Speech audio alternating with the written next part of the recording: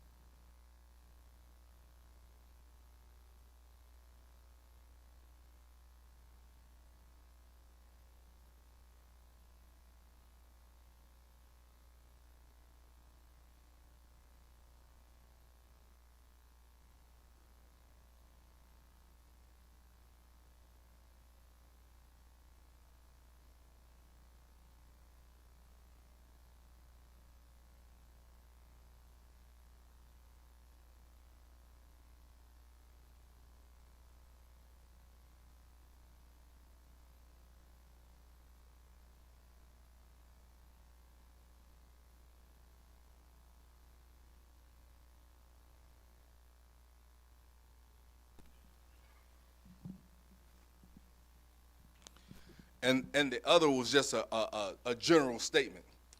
And the first quote that was made. It says, Dr. Vunner said this. He said, "You are called to a position that you're not prepared for yet." And he said it directly to me, right? Because I've shared to him what I've been kind of going through. And then he gave me an example. And I've been grappling with it. I grapple with it, but it helped me with my message today. He said, David was chosen to be king long before he was king. And he had to, so I went and did my homework on it, right? And David had to fight a bear. David had to deal with a lion. David got chased by Saul. David had some issues. David had to fight Goliath. And David was doing the right thing, and he was in the right place, but he still had problems on his destination. And that really it began to churn in my brain as I began to study the Word of God and just look at it. And I was like, man, you're in the right place doing the right thing, and you can still get a problem. And then the next statement that was made was a general statement. It says, and that's why I smiled when we was in the back. He said, as believers, we always look for the goodness of God, but we very rarely ever seek the godness of God. We often look for the goodness of God, but we seldom look for the godness of God. And that came from Pastor Michael Boston, right? And I thought about that, right? Because in our life, we're often looking for what God is going to do good for us, but we never anticipate the process. We never anticipate God being God. We're never wanting all of the decisions that God makes for us to get us where he needs us to be, right? And so I was like, God, I've been in Psalms all this time. Can I get another verse? And he says, yeah, I got one for you. And he took me to Mark 4. And I was like, man, this is very familiar. But those two thoughts reigned clear in my mind to challenge me to think about something. And this was what it was. When it opened up, he said, what happened was Jesus had been ministering for a couple days. He'd been dealing with the people, and he'd been preaching, and he'd been pouring out, and he'd been healing, and he'd been doing some work, y'all. And guess what? He wasn't by himself. His 12 disciples was right there. They was in the right place, right? They were working with Jesus. They were no doubt, he do something, he go over there and help. They were doing everything that they were called to do. They were in the right place, doing the right thing. And then the Bible says that Jesus said, okay, let's go to the other side. He gives them their next destination. And so he didn't give any precursors to what it was going to be to get to the next destination. He just said, we are going to the other side. And the book says that they got in the boat, still being obedient, still in the right place, still doing the right thing, right?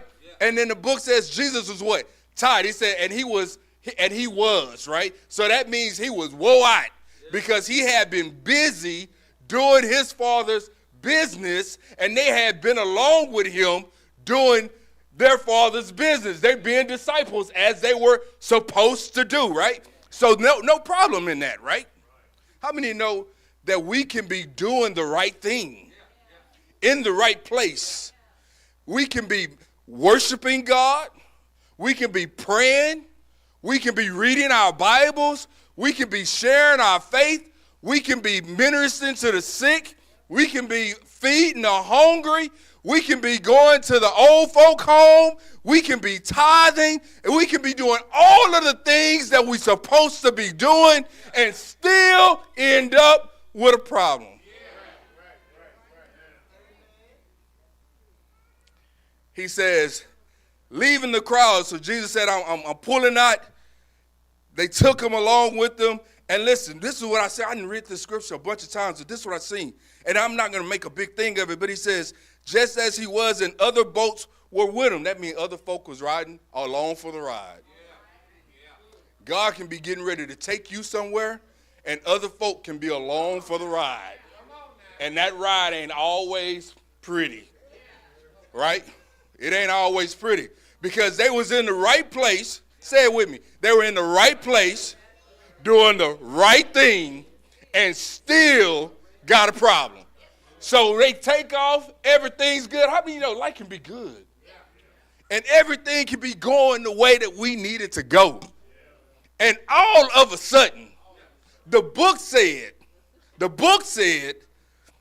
arose a fierce gale of wind. That means out of nowhere. And see what it was, they was at the Sea of Galilee, and it's prone for a storm. Cool water, down in the low altitude, wind blowing, storm can show up. How many of you know that life is prone for storms? If you married, you know life is prone for a storm. You can be having a good day with your spouse, and out of nowhere, here come a storm. If you got children, out of nowhere, a storm can show up unexpectedly. You at work, you in the right place, doing the right thing, and the phone rang, and it's the schoolhouse. And now you got to turn your whole boat. You can be on the job, helping out, doing the right thing, in the right place, and somebody start cutting up. And most of the time it's at 3:45, 3:33, 4:15. I done worked all day, and out of nowhere, a storm show up. The book says not only did the storm show up, the waters was out of line. They had broke their borders. They supposed to be in the Sea of Galilee and not in the boat on the sea in Galilee. And they said that the water had already started filling up in the boat. You know when water starts filling up, that is not good. That looked like something about to sink. That caused panic. It causes your heart to flutter. It causes your mind to be disturbed. It can really mess you up when you get water. Whoever had water on their boat? Let me help you. I bet. Don't raise your hand. I'm going to get on your street in a whole minute. You've been working 80 hours. Check come in, shout. Rent due. Water in the boat. You might have a good job. You ain't never had that. But in case you like me, you signed up for one too many things. And everything that was supposed to happen didn't happen the way it was supposed to happen. Something fell out. Somebody didn't show up. And now I got a real money problem. Maybe I'm not on the street. You got somebody that you just know you in love with. You spend all your time, all your money. And all of a sudden you learn that they don't like you like them. You got water on the boat. Let me see. You've been trying to be friends with somebody. You've been planning to do something. Y'all done got all this stuff put together, and out of nowhere, you got water in the boat. And so when you got water in the boat, and you try to peel it all out yourself, you realize that your bucket ain't big enough. And even if you got a big enough bucket, you can't move it fast enough. So you employ a little bit of help. See, on the boat, there was 12 fishermen. There was 12 disciples, and they was used to storms. This ain't nothing new. We've seen storms before. But, some storms, they unique. You don't see them storms every day. And when they show up, it take you, they say it throw you for a loop. And so when you can't handle the storm, you typically go get mama. Or you might go get daddy. Or you might call on sister. Some of us call on best friend. Some of us go to the bank. We go all over the place trying to get the water out the boat. And in this case, all things were failing. They were out of options. And then somebody remembered that they wasn't on the boat by themselves. How many of you know that we're not on the boat by ourselves? And so the book says that they ran to the back of the boat, and Jesus is kicked back asleep. Jesus tired, y'all. I told you he wore out. He been answering all the prayers, feeding all the hungry, healing all the sick, telling them he tired, y'all. And he already told y'all we going to the other side. Yes, I know the storm is down. They say, hey, wake him up. Jesus, don't you know? Can't you see the wind? Don't you feel the water and you sleep? You don't care that we're about to perish. How many of you ever felt like you was going to die? This is too much for me. I'm not going to make it. I can't see my way through. I'm just waiting for the inevitable to happen. And you go to Jesus 1 time, 2 times, 3 times. You on your knees. You in your closet. You fasted. And it just don't seem like it's going to happen.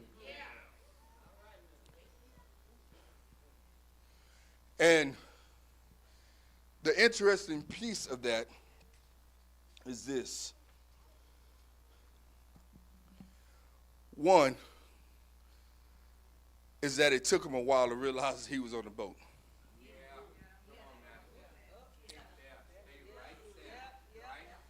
See, they forgot what he had said. He said, we going to the other side.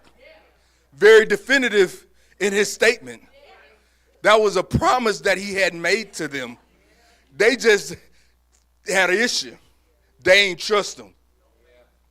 That's what it is. They didn't trust him. When they went to him and said, we're going to die, that's a sign of no trust. And sometimes you can be with Jesus in the right place, doing the right thing, and not fully trust who he is. Let that statement sit with you. Because, see, we as Christians often distrust who we say we worship. I'm a candidate. I've been there all month, all week, 2-3 months in a row. I see the problem. I know that it's a problem.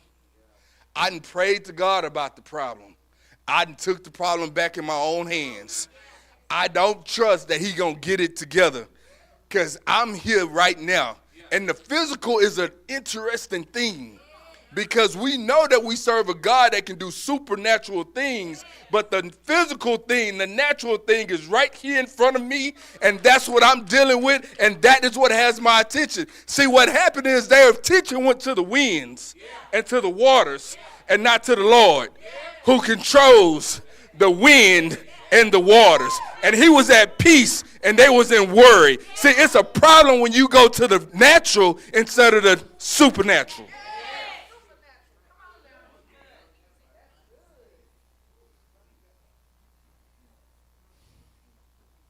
See, he had first gave them a promise.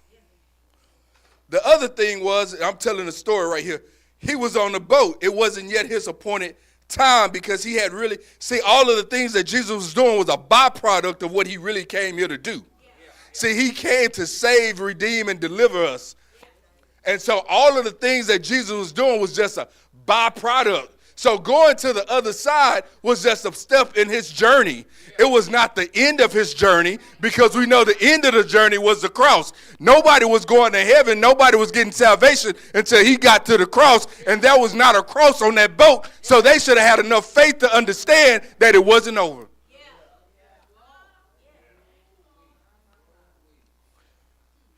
Jesus was at peace on the boat. If he was worried, then you can be worried.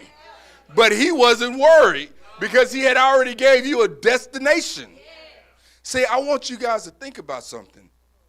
God has called us to something that we might not be ready for yet. See, let me help you. Some of y'all are in here are praying grandmothers. You just ain't been through enough yet to be that yet. Some of y'all are preachers, deacons, singers. Some of y'all are missionaries. Some of y'all are church builders. Some of y'all are mothers and dads and all kind of, you already that. You just not ready for it, the position yet. See, some of us are in the process of becoming. It's like sanctification, right? We already in heaven. We headed to sainthood, but we in the process. And along in the process, you go through a few things. And those things are not always easy and smooth and reliable. Some of it is, have you ever rode a plane? It's fresh.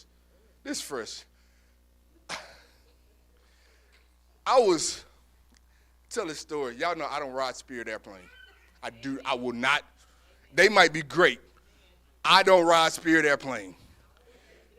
I let a partner of mine many years ago tell me, Jay, we had been driving to Dallas and we was tired. He said, hey, Spirit got a flight from Houston to Dallas for $89. I was like, bro, $89? I didn't know what Spirit was. And I would see them on these vacation trips, but I had never rode Spirit. I'm a United guy. I'm a Southwest guy. And so we get on the plane. We fly to Dallas. We get there, no problem. But the plane was kind of old. And I was like, man, we sure picked a raggedy plane to get on. But then the problem was we had to get back to Houston. And so while I was on this plane, I had got comfortable because it was a smooth transition going. So I assumed it was going to be a smooth transition coming back. We had a destination from Dallas to Houston. I knew where I was going. The takeoff was really good. We got in the air. We were about 15 minutes in a 40-minute flight. And when we got about halfway to flight, we hit turbulence that was pretty rocky. And when the turbulence hit, I don't know if it's true, but I think the plane seemed like it cut off because it just dropped. And it like my laptop was like hovering. And listen, the plane was loud at first and then it went boom. And when it hit real hard like that, the whole plane went quiet. I was sweating. The guy next to me was sweating. And Aaron said, Jay, I'm sorry. We thought we was dead.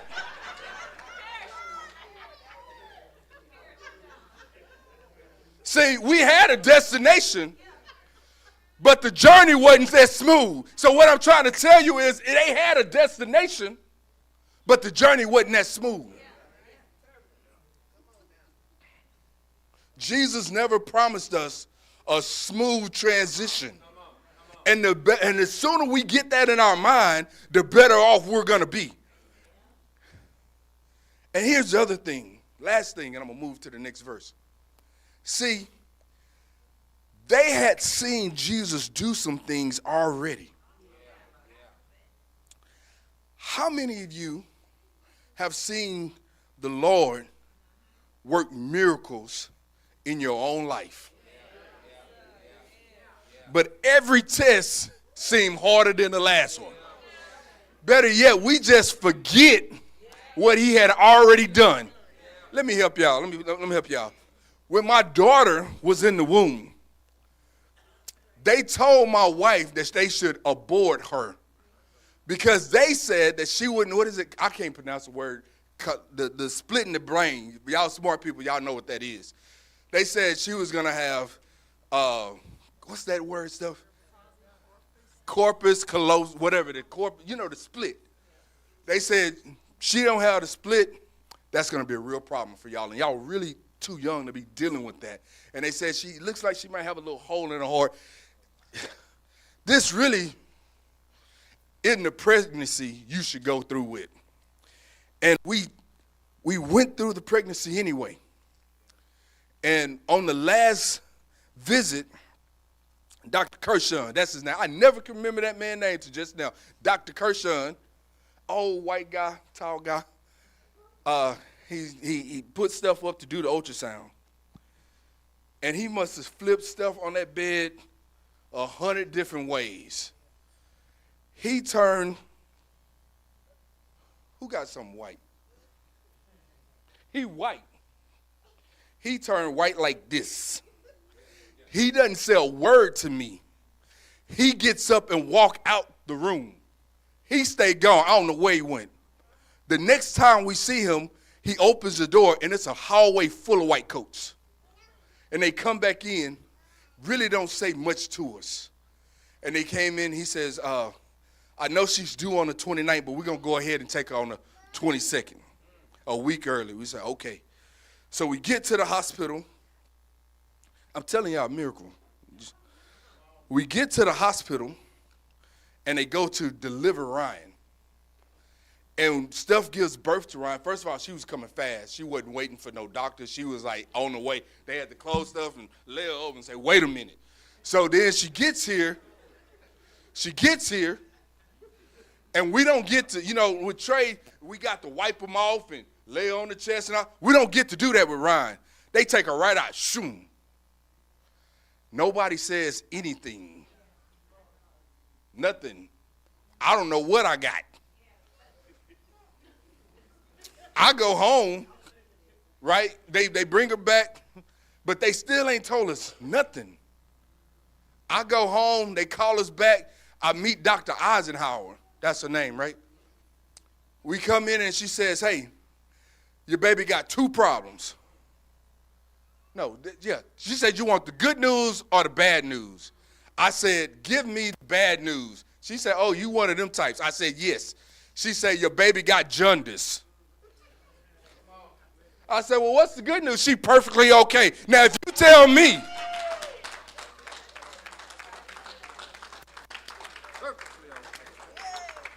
See, here's the thing. I had experienced God already. A few years ago, what Joe called that? I need to share. Up there, he working the scriptures. Me and Joe and Trey, we go fishing with the neighbor. And Joe was real excited about going, and we get to the day to go to fish, and we get there. Joe kind of tired, and he don't want to fish. And I'm like, what's going on with Joe? Maybe he just stayed up all night. He known to stay up all night. He like bags under his eye. He a late owl. And so he gets home, and I said, y'all want to go get something to eat? And he ain't really wanting nothing to eat. So we wait for Steph and Ryan to get home, and we get home, and he's sleeping. I said, Steph, he been sleeping a whole lot. I don't really understand why he's sleeping so much. And she says, well, wake him up. So I go to wake him up, and he can't stand up. And I was like, Joe, stop playing, stand up. And he kind of collapsed, and I grab him. So I take him in there with Steph, and I say, hey, what's her name? And it was like he didn't even know her name. So we rushed him over to Herman Memorial, and, man, they started doing how many of y'all remember that? Anybody in here remember this? They was doing all kind of tests, spinal taps, all kind of everything. He stayed in the hospital about a week or so, 3 weeks. And nobody knows what it was, some kind of whatever. And, I mean, when he was talking, it was like slurred, like he had been, I don't know, like he was turned, right? And they said, well, we're going to move him from the children's unit over to, what's that, Shriners. So we get to Shriners, and they were like, he going to be here a while. And so me and Steph was trying to get our mind wrapped around that, and we sit in the room, and they had a table long as this aisle. It was doctors and case managers, and it was a mess, y'all. I was trying to figure out, what we going to do? This is my baby boy. He was just running the night before. We was having a good time. Now he can't walk. He can barely talk. Lord, what we going to do? Out of nowhere, I felt like water was on my boat. I had been in the right place doing the right thing, but God, you let a storm like this in my life? So we started going to work a couple days into the stay. My mama called me. She said, hey, you need to get up here right now. She didn't even tell me why. And you get a call like that, my mind went to the worst. I leave my job, fly over to the Shriners, get up there, and she said, boy, let me tell you. I said, what? He got out the bed and just started running. If you tell me that God isn't a miracle worker, so let me tell you, I have already seen him work. I have already experienced him work. But just a couple of weeks ago, I was in here crying like a baby. How soon did I forget that I had already seen the Lord work in my life? I had already seen him bring me through seen and unseen dangers. But now, I'm in here worried about a little thing, as if he couldn't fix it. And let me tell you, Jesus can fix all your troubles. Even when you don't feel like he's working. Even though you can't see that he's working, he's always working.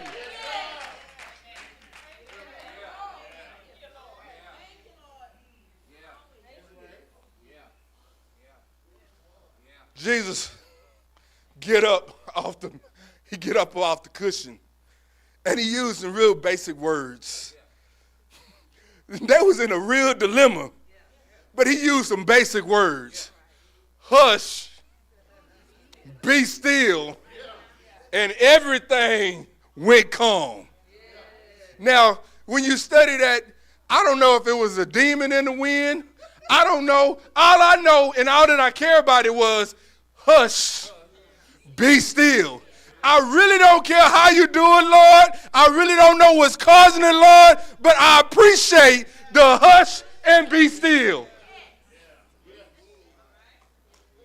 Why did I say it like that? Because today I still don't know what was wrong with Joe.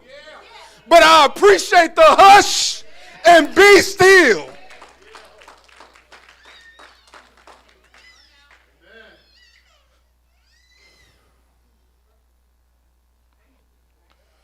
See, we must remember where we've been with the Lord. I petition you to look back over your life and see where the Lord has brought you from. See where you should have been done, counted out, struck out, dead, defeated, whatever. And see that he has brought you a mighty long way. So when Jesus says to them, why are you afraid? Do you still have no faith? See, Jesus was trying to take them somewhere. He had already told them they were going from the east to the west side, or the west side to they was going to the other side. You've been with me all this time. I know you trust me, but you don't trust me enough. See, he was trying to take them to another level of faith. See, we got to go to the next level in our life. And in order to get to the next level, I often say this, maturation comes through pain. And see, I'm in school. I'm learning how to count. See, they was in school. See, this was a marker. And it's still there as an example for us. When winds came out of nowhere, Jesus was still there. They were just experiencing the godness of God. See, they were looking for the goodness of God, but they needed to understand that God was doing some things in them because they would soon be the apostles, but they was just disciples now. But they needed to go through a couple things so they can understand the godness of God. To understand that he's Jehovah Nissi, Jehovah Rapha.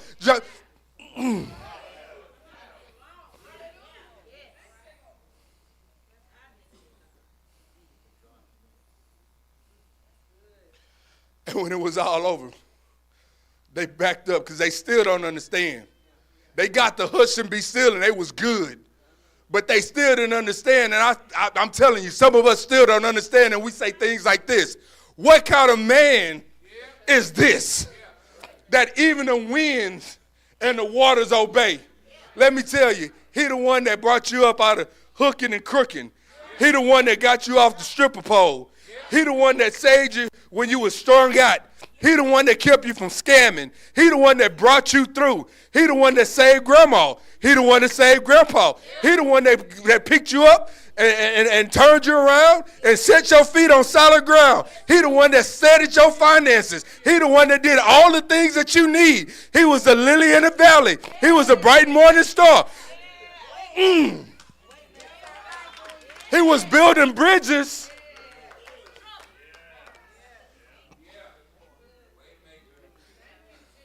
That's who he is.